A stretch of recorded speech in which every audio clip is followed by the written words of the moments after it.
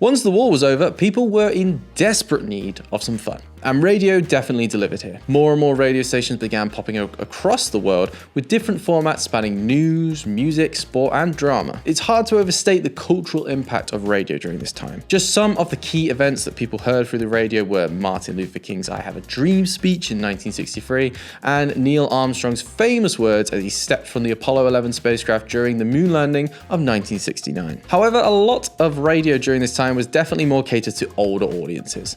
And by the 1960s, illegal broadcasts, or pirate radio, began to gain traction. In the UK, the popularity of pirate radio forced the BBC to expand their content variety massively, leading to the launch of BBC Radio 1, a station aimed at popular and current music trends. And this is still their flagship station today, so it was a pretty good decision. By the end of the 1960s, commercial radio was also becoming popular, allowing for a wider range of choice to appear on people's radio sets. By 1973, the UK government ended the BBC monopoly as well, allowing LBC and Capital FM to begin broadcasting. The 50s, 60s and 70s are usually known as the golden age of radio, when what happened on the radio waves was deemed to make as much cultural impact as what happens on TV or online today. Speaking of which, the invention of radio obviously led to the creation of television transmissions too, but I won't get onto TV today, maybe on World TV Day, whenever that is. But it's important to remember that video obviously didn't kill the radio star and instead adapted from what TV did better, such as dramas, and focused more on like the music charts, DJ chatter, and just being a companion